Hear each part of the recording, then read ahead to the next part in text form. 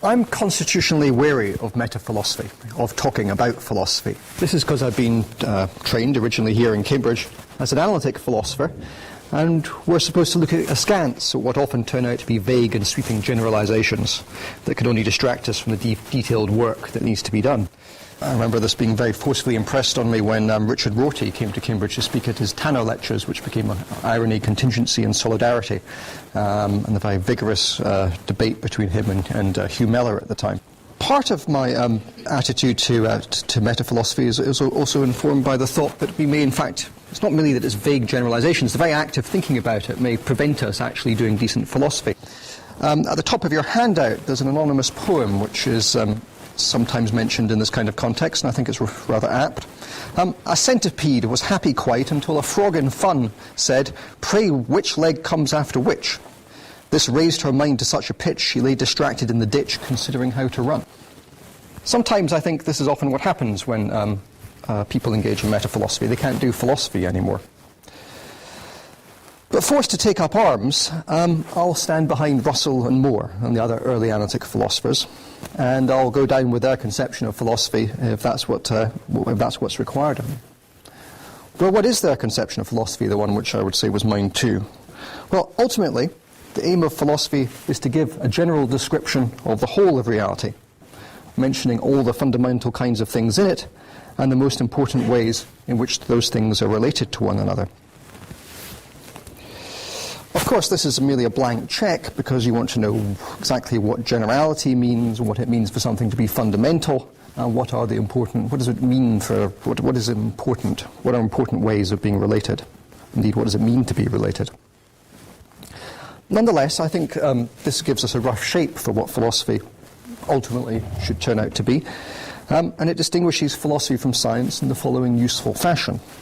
Philosophy, by contrast to science, concerns itself with the fact that such and such are the only kinds of things there are.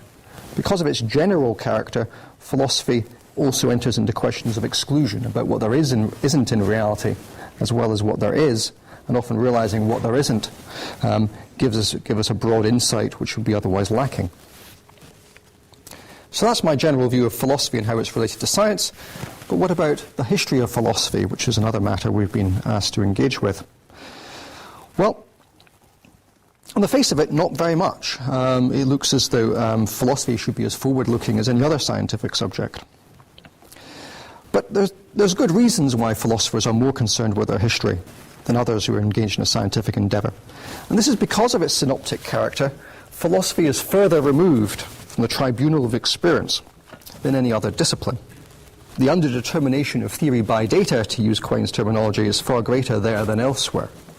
So philosophy is far less certain than any other discipline. In such a state of uncertainty, it's hardly surprising that we should often rely upon the concepts and arguments of our great forebears to illuminate the path in front of us. In a sense, history of philosophy stands to contemporary philosophy in something like the way you might think of pure mathematics standing to applied mathematics. The pure mathematics provides this storehouse, this treasure trove of forms and structures that may be used by the applied mathematician in particular cases.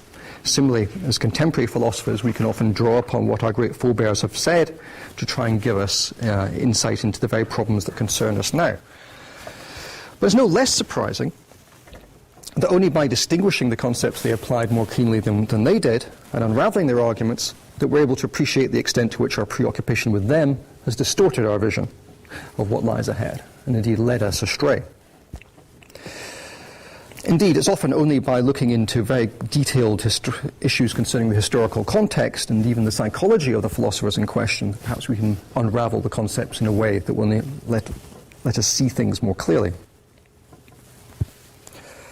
Of course, I don't think this is an interesting conception of philosophy. I don't think any of you will be surprised by what I've just said. But why should one expect that there's anything especially interesting to be said here? Why think there's something interesting to be said about philosophy itself rather than what philosophers say about reality itself? Well, I'm going to try and make my conception of philosophy and its relationship to the history of philosophy clearer by reflecting upon the debate between Russell and Wittgenstein about the nature of judgment. it might be better to actually put it in first order rather than second order terms. I will try and make clear how my conception of reality has been informed by reading the seminal exchanges between these great historical figures about how order arises in the world and how thought directs itself upon these ordered things we find in the world.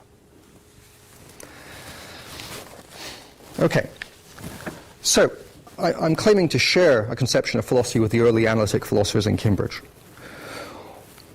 One thing that was deeply important to them in the conception of philosophy, the advance at that time, was the necessity for relations. Russell, looking back in a survey paper called Logical Atomism in 1924, in a volume dedicated to assessing the state of philosophy at the time, said the question of relations is one of the most important that arises in philosophy, as most other issues turn on it. Well, why did he say that? Why did he say these things? Well, order is a fundamental feature of the world we inhabit. We find things and events arranged in space and time. We find events arranged by causation, configured according to the laws of nature, apt to be counted and measured by placing the things which are here in the material world in some sort of correspondence to abstract items described by mathematics. Our thought and our talk reaches out to describe and reflect upon the things we find ordered in the world. But how is any of this possible? If order isn't possible, then we will have to condemn what science and common sense say about the world to the bin of appearances and self-contradictions. If there is no order, then the true reality, which cannot be ordered, will be confined to inscrutable something, concealed behind the phantasmagoria of number, space, time, and matter. And indeed, that was exactly the conception that Bradley proposed in 1893 in his Appearance and Reality. The world we encounter, because it fundamentally consists in things related to one another in these ordered ways, cannot ultimately be intelligible, must be mere appearance, because order is unintelligible. So reality must be something fundamentally unordered, but which, since we don't encounter it, remains ultimately inscrutable to us. Now, Bradley had some 2 or 3 famous arguments designed to convince us that order was impossible, there could be no relations. I'll just briefly mention his famous regress argument, which he arrived at by reflecting upon Zeno's paradoxes about motion. If a relation is to relate some things, then it must either be something to those things it relates, or it must be nothing. If it's nothing to the things that it relates, then it can't relate them. But that means it must be something to them. But if it's something to them, then it must be related to the things that it relates. So we need to, in order to explain how a relation relates, we need another relation to relate it to the things it relates. Then by the same line of reflection for the something with respect to which the first relation stands to its relator, we have a further relation, and so on. Now, we don't need to concern ourselves with the details of that argument right here. Moore and Russell went to some efforts to address that concern, but they said something more important, I think, than the details of those particular arguments. So far as Moore and Russell, this is on your handout, were concerned, nothing said by a philosopher could possibly justify drawing the conclusion that there was no order in the world. It doesn't matter what their argument is. We are far more certain of the findings of science and common sense than of the validity and soundness of any philosophical argument deployed against them. The reasoning here was later developed by Moore in his defense of common sense realism about the external world. He famously offered to refute the skeptic by holding up his hands and saying, "Here are hands." And he thought that, namely, here are 2 external world items.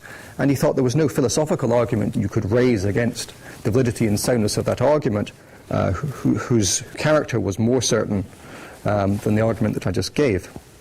Here's how Russell spelt this thought out, again from 1924, but you find it as early on in 1903 in his Principles of Mathematics. He says, "I do not believe, for instance, that those who disbelieve in the reality of relations can possibly interpret those numerous parts of science which employ asymmetrical relations." That's relations that place things in an order.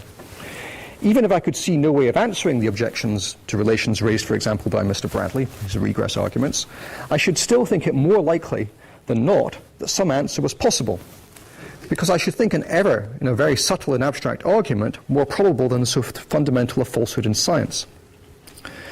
Admitting that everything we believe ourselves to know is doubtful, it seems nevertheless that what we believe ourselves to know in philosophy is more doubtful than the details of science, though perhaps not more doubtful than its most sweeping generalizations." So it's because we are certain, or relatively certain, of what science and common sense tell us, that philosophy has to ultimately to be constrained to make sense of what science and common sense say, to understand how ultimately the things said by science and common sense can hang together in a unified synoptic world vision. However, this doesn't end the philosophical enterprise, because admitting that we need, or affirming that relations are necessary to our worldview, doesn't tell us what relations are. And what I'd like us to talk about a little bit today is some of the specific accounts that Russell provided, micro-explanations, if you will, of how relations actually succeed in fulfilling the metaphysical responsibility fallen to them of explaining how order arises. I said earlier that so I'm skeptical of there being any fulfilling or deeply enlightening metaphilosophy.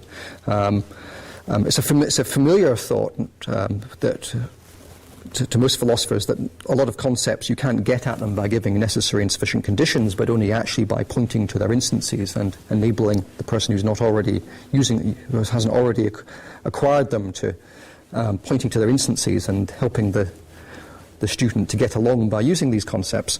I think that ultimately what that shows is often you can't get at what philosophy is except by doing some philosophy and pointing at instances to it. So by doing that now, I think, what I think I'm doing is explaining my conception of philosophy by giving you an instance of what I think is a paradigm of philosophical investigation, namely adjudicating or trying to come to terms with these micro-explanations that Russell has offered us. Okay, so what are these micro-explanations? Well, there are essentially two in the earlier period of Russell's life. The first, which arose in around 1903, is the view that relations are essentially endowed with what Frege called sense, or sometimes direction, not to be confused with Frege's notion of sense, for those who are interested in Frege. This view was destined to become the mainstream view amongst philosophers. Indeed, I think it still is the mainstream view amongst philosophers. Let me point you to what he says here. A relational proposition may be symbolized by A or B, where R is the relation and A and B are the terms. Then he says, and A or B will then always, provided A and B are not identical, denote a different proposition from B or A. Okay, now we get the idea of direction. That is to say, it's a characteristic of a relation of two terms that it proceeds, so to speak, from one end, A, to the other, B. And this is what we call the sense of the relation, and is we shall find the source of order and series in the world. So there's this fundamental idea that what's distinctive of relations, which allows things to come first and then second and then third, is that there's a direction involved, applying first to A, then to B, being born from A to B, a direction of travel. With this notion of direction in play, we can now go on to define another type of relation, which is a converse relation, which is simply the same relation of, as it were, exactly the same material content, but which holds in the opposite direction. So the relation which holds between B and A, whenever R holds between A and B, will be called the converse of R. And so by difference of sense or direction, I mean in the present discussion at least the difference between an asymmetrical sign and its converse. And we have, of course, lots of signs in natural language which exhibit this duality. So is taller than goes in one direction between me and Martin, but there's another relation, is shorter than, which goes in the opposite direction, above and below, greater and less, before and after, and so on. All of these are fundamental relations in this early view of Russell's. However, in 1913, he made a dramatic volte-face. He said the following, the top of the next page of your handout. Looking away from everything psychological and considering only the external fact in virtue of which it's true to say that A is before B, it seems plain that this fact consists of two events, A and B, in succession, and that whether we choose to describe it by saying A is before B or by saying B is after A is a mere matter of language. So according to the early view, the 1903 view, Tim spoke before I did, and that's a different chunk of reality, a different state of the world, because it involves a different relation to me talking after Tim.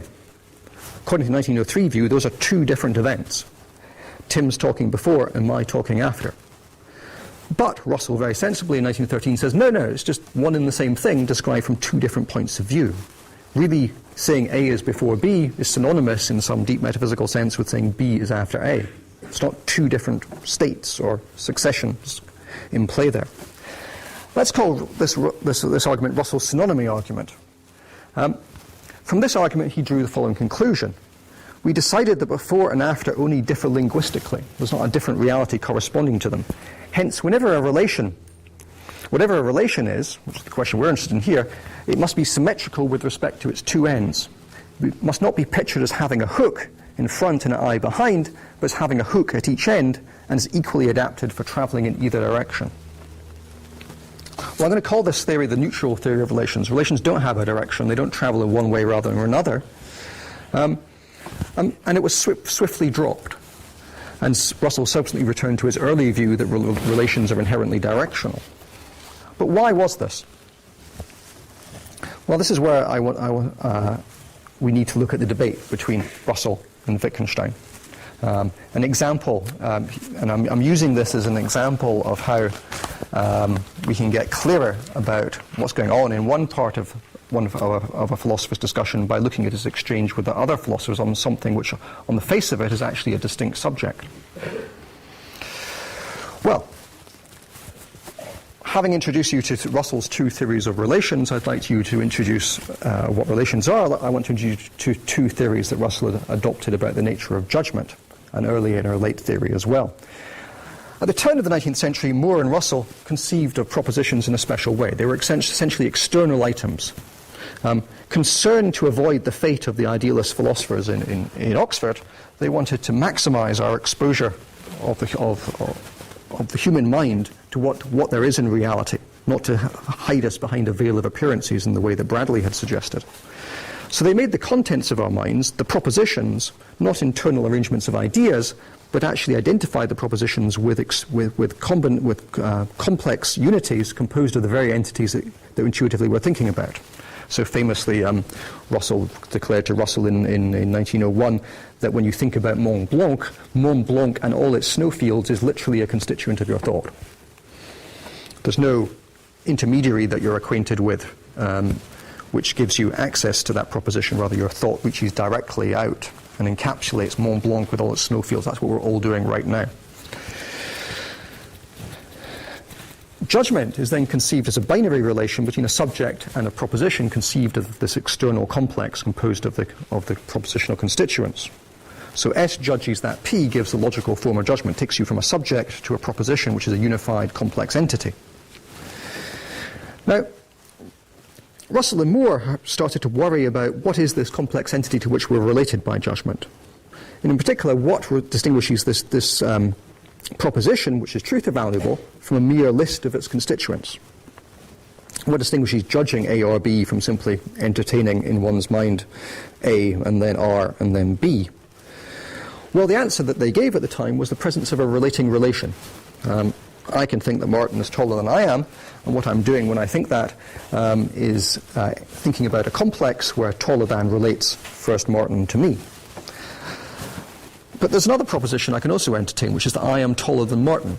What makes that a truth evaluable unity? Well, the answer is because its relation, so Martin's a good deal taller than me, if any of you are wondering. For me to think that I am taller than Martin, the relation has to really relate. So taller than does travel from me to Martin, just as it travels in the converse proposition from Martin to me. But how can that be? If it's false that I'm taller than Martin, how can the relation really relate? Well, Moore and Russell contemplated this for a while. Eventually they came down to the view that simply some complexes are true and others are false. There's no insight to be got into why some relations have a unity that results in truth, whereas others that don't. So here's Russell reflecting upon some related views of Meinong in Mind in 1904. What is truth and what falsehood we must merely apprehend, for both seem incapable of analysis. And as for the preference which most people feel in favour of true propositions, they must be based apparently upon an ultimate ethical principle. There's no insight to be had into why we prefer true propositions. The false propositions are just as much part of reality. Well, this is very mysterious, and so eventually by around 1908 or so, Russell gave up this theory. So now we go into his second theory. His first theory said that judgment was a binary relation between a subject and a proposition. His second theory was that judgment is a multiple relation. It's a relation which doesn't take you between a subject and a single proposition, but takes you between the subject and all the things that, intuitively speaking, that proposition is about. So here's his example from his 1910 paper from Nature of Truth and Falsehood. So let us take the judgment A loves B. This consists of a relation of the person judging to A and love and B, i.e. to the terms A and B in the relation loves. But the judgment is not the same as the judgment B loves A. Thus the relation must not be abstractly before the mind, but must be before it as proceeding from A to B rather than from B to A. The corresponding complex, which is to make our judgments true, consists of A related to B by the relation which was before us in our judgment. And that probably takes a moment or two to digest, but the idea is instead of the mind simply embracing a proposition, you're to imagine the cognitive tentacles reaching out from your mind and then touching on the individual elements of a proposition, rather as you might touch on the notes of a keyboard to play a melody. It's the particular order in which the mind reaches out and touches upon the things it's thinking about that constitutes its being a proposition. And what you think is true, when the way in which the judgment relation touches upon the elements that you're thinking about corresponds to the way in which those things are actually arranged in the world. So the idea is that the fact that S judges in this way has just enough unity to render it truth valuable, but not so much as to make a mystery of the difference between true and false propositions. Why is this? Well, judging is not a mere list, because in judgment what happens is the cognitive relation of judgment reaches out and really relates me to taller than and to Martin. But that can very well be false, because even though the judgment relation reaches out and touches upon me, Martin, and taller than in that order, in actual fact, me is taller than and Martin are not arranged in the world in that order. So by thinking of truth as an extrinsic property of our judgment rather than an intrinsic feature, we can see how we can judge false propositions. Well, in order to get the theory precise, what you have to do is to explain what it means for the cognitive tentacles to touch upon the elements of a proposition in the right order, in the right way, and to conceive of the relation, as he puts it, proceeding from A to B. What does it mean to hold a relation before the mind is proceeding from A and B? Well, that was where Russell devoted his attention. He tried in various ways to make sense of that. But then Wittgenstein arrived on the scene. So here's the hero, or I should say the anti-hero of our story. Russell was writing about these views in his Theory of Knowledge manuscript, which he abandoned as a result of Russell's criticisms in 1913. I've summed up some of the correspondence as printed here on the next page of your handout. Here's Russell writing to his lover of the time, Ottoline Morel. I showed him, Wittgenstein, a crucial part of what I've been writing. He said it was all wrong, not realizing the difficulties, that he had tried my view and knew it wouldn't work. I couldn't understand his objection. In fact, he was very inarticulate. But I felt in my bones that he must be right and that he has seen something I have missed. Russell carried on trying to work for a while, and then wrote again, I've only superficially and by an active will got over Wittgenstein's attack, and it has made the work a task rather than a joy. All that has gone wrong with me lately comes from Wittgenstein's attack on my work. I have only just realized this. It was very difficult to be honest about it, as it makes a large part of the book I meant to write impossible for years to come, probably. And there's a typo on the next line. For the first time in my life, I failed to be honest over work. Well, what was it that Wittgenstein had said to Russell? Well, we have the following letter from June 1913. I can now express my objection to your theory of judgment exactly. I believe it's obvious that from the proposition A judges say that A is in the relation R to B, if correctly analysed, the proposition A or B or not A or B must follow directly without the use of any other premise. This condition is not fulfilled by your theory. Wittgenstein wrote a couple more times, I'm very sorry to hear that my objection to your theory of judgment paralyses you. I think it can only be removed by a correct theory of propositions. And then from Norway, every right theory of judgment must make it impossible for me to judge that this table pen holders the book. Russell's theory does not satisfy this requirement. Proper theory of judgment must make it impossible to judge nonsense. Well, an immense amount of effort has been devoted by philosophers trying to understand what this exchange amount to, often relating it off to the mathematical developments in Principia Mathematica. I think that's wrong. I think actually there's nothing more to the objection that's actually stated here on the page already. Basically what Wittgenstein is arguing is the multiple relation theory of judgment fails to exercise sufficient control over the concept of judgment because it does nothing to preclude the possibility of our being beset by an overabundance of judgment facts. We cannot judge, to use Wittgenstein's example, that this table pen holders the book. That's senseless to think the table pen holds the book. But the multiple relation theory doesn't tell us anything about the judgment relation that prevents the cognitive act of touching upon the table, the pen holder, and the book in that order, and therefore of judging that the table, pen holds the book. Since the multiple relation theory doesn't rule that out, doesn't rule out our judging nonsense, it hasn't given us a good account of what judgment consists in. Well, Russell abandoned in the next 3 or 4 years the multiple relation theory, and then eventually adopted a theory very akin to Russell's theory of propositions as internal representations. So moving us back to the original conception that he and Moore had rejected. Let me return briefly to the subject of the neutral theory of relations. Philosophers have tried to understand, for many years the neutral theory of relations was barely mentioned at all, and just treated as a very idiosyncratic detail of a work on the theory of knowledge that Russell had abandoned. However, recently Russell scholars have sought to link the abandonment of the neutral relation theory and the multiple relation theory of judgment to Wittgenstein's criticisms. And this, I think, can only be understood in terms of very negative impact of Wittgenstein upon some of his contemporaries and upon the history of philosophy. At the beginning of your handout, I quoted C.D. Broad from 1925. This is from his Mind in Its Place in Nature. He said, I'd like to know what this means actually. In the meanwhile, I retire to my well-earned bath chair, from which I shall watch with a fatherly eye the philosophical gambols of my younger friends as they dance to the highly syncopated pipings of Herr Wittgenstein's flute. And it's remarkable that that kind of influence Wittgenstein continues to assert. Ryle, in his obituary of Wittgenstein, talked about people who'd never met Wittgenstein were actually adopting his mannerisms and using his tone of voice, and students were wrinkling their noses at things that Wittgenstein had found distasteful without ever thinking why. For some reason, the charisma of the man has sort of reached down through us, and who knows, maybe I'm speaking now with some intonations and gestures that were typically his. But what recent Wittgenstein scholars have done is they've tried to interpret these criticisms as the abandonment of the neutral relation theory and the multiple relation theory as going hand in hand. So there's a quotation which I won't bother reading to you from Thomas Ricketts, a notable scholar of this area of analytic philosophy, history of analytic philosophy, who thought that really well, let me just read the beginning of it. Wittgenstein does not mention the problems that asymmetric relations pose for the theory. He doesn't mention the connection between the theory of relations and the multiple relation theory of judgment. However, on 20th of May 1913, immediately before Russell drafted the chapter in Theory of Knowledge in which he identifies relations and their converses, Wittgenstein in conversation presented Russell with objections to a previous version of the multiple relation theory.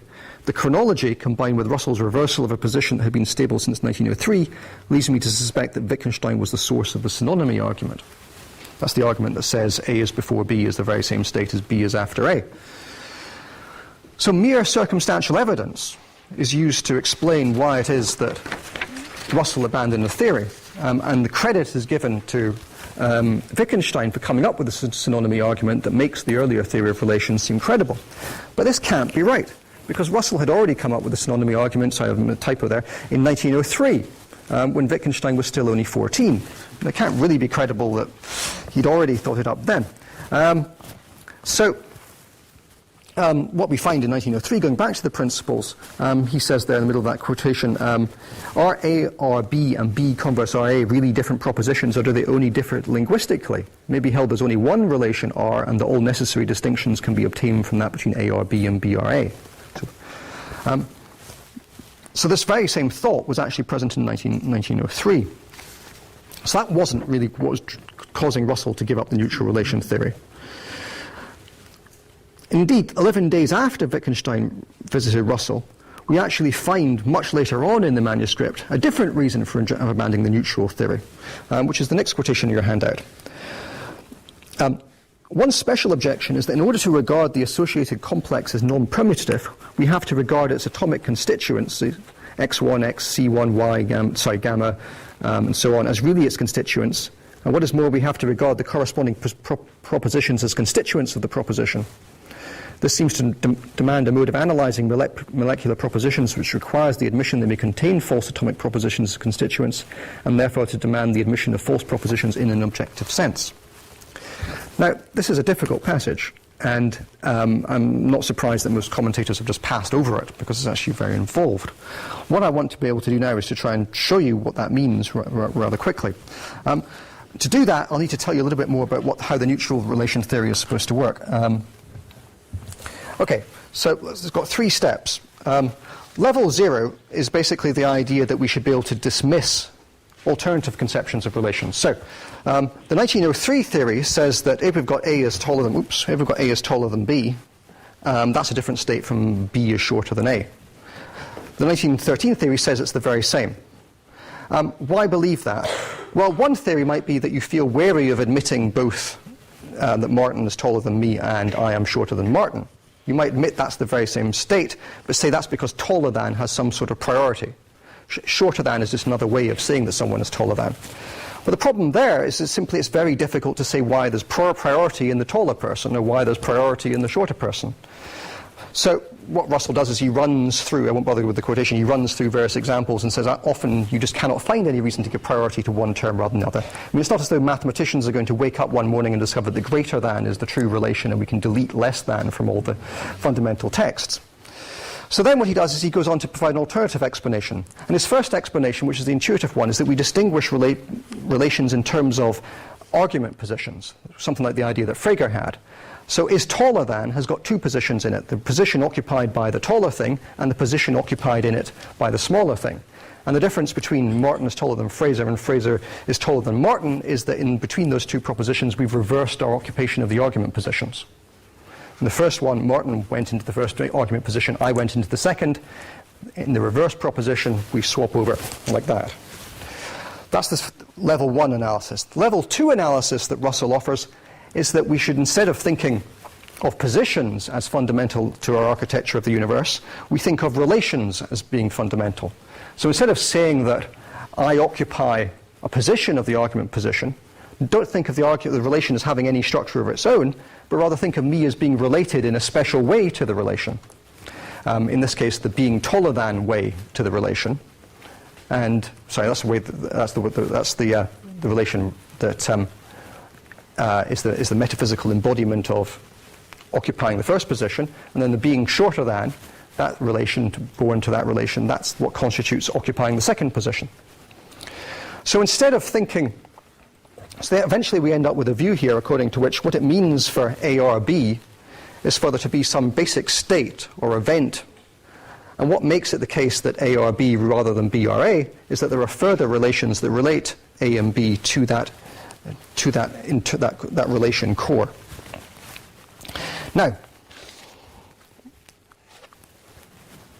if you look at the top of page 6 and read the second quotation, the sense of a relation, or the direction of a relation, is derived from the 2 different relations which the terms of a dual complex have to the complex which constitute position in the complex.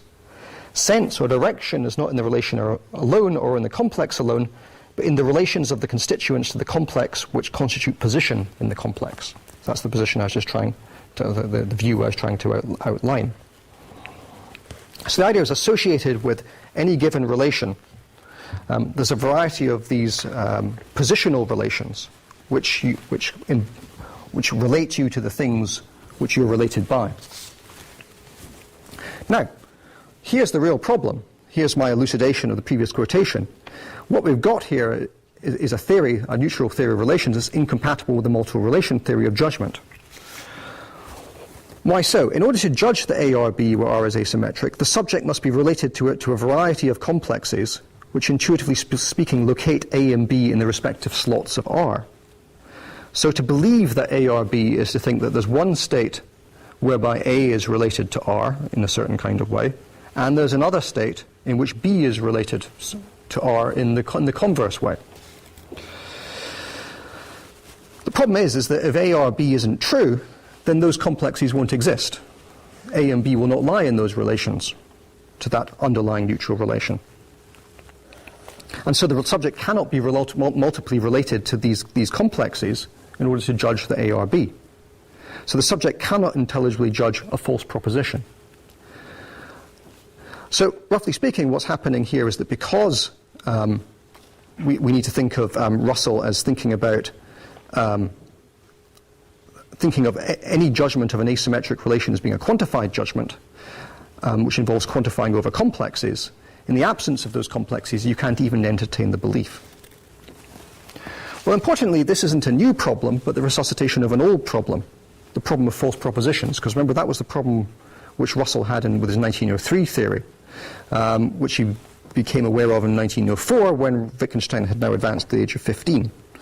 So we've got a succession of problems here which Russell is working out with his theory, which are not owed to Wittgenstein at all. In fact, are elaborating on what he said previously. So, what's the general claim that I'm making? So I'm going to wind up quite quickly now. What's the general claim that I'm making? It's that because people have tried to interpret the exchange between Russell and Wittgenstein in a way which gives priority to Wittgenstein having some insight that devastated his teacher. And often when you read commentary in these areas, there'll be talk of gross confusions and clumsy errors on the part of Russell and so on, whereas there's just this effortless brilliance where Wittgenstein just sees through to what's wrong with the theory without having to go through any details of the theory. In actual fact, I think that's a very wrong picture of the history of what actually happened. What we actually see here is Russell doing analytic work, figuring out that the neutral theory runs into various compatibilities and incompatibilities with other commitments that he has, indeed ones which are indeed illuminating for us. And so let me quickly say why I think that is. Well, the subsequent developments which are outlined on the remainder of your handout, what they do is they give further evidence, I think, that Russell wasn't being pushed and pulled simply by these criticisms that I've quoted from Wittgenstein. Why is that? Well, he gave up the neutral relation theory whilst continuing to hold on to the multiple relation theory of judgment. He didn't give them both up, he just gave up one of them. Indeed, he returned to the original theory of relations that they have direction, which is compatible with the multiple relation theory of judgment. What he subsequently went on to do was to try and offer further clarification of the multiple relation theory of judgment, which we find in his lectures on the philosophy of logical atomism. In these lectures are often described by commentators as simply being a no-theory theory. If you look at the top of page 7, Stuart Candlish, in his influential book on the Russell-Bradley dispute, says, "What is clear to Russell is that he has nothing better to offer in response to these difficulties, and at this point he leaves them unresolved. So poor old Russell, just not able to keep up the pace, just gives up." But I think that's actually very wrong. In fact, there are rich insights yet to be gleaned from the lectures on philosophy of logical atomism that Wittgensteinian commentators have left out. Let me just quickly conclude by saying what one of those insights really is. If you look at the next quotation, the third quotation down from page 226, he points out that I can believe that this is white and that 2 and 2 are 4. They are quite different forms, and yet one can believe both. So he's pointing out that indeed we can understand propositions of different forms. And a judgment relation should accommodate our being able to think judgments of different forms. Therefore, it would seem that belief cannot be strictly logically one in all different cases, but must be distinguished according to the nature of the proposition that you believe. This means that belief itself cannot be treated as being a proper sort of single term. Belief will really have to have different logical forms according to the nature of what is believed. So the apparent sameness of believing in different cases is more or less illusory. So there's no single judgment relation anymore. That's what's being given up.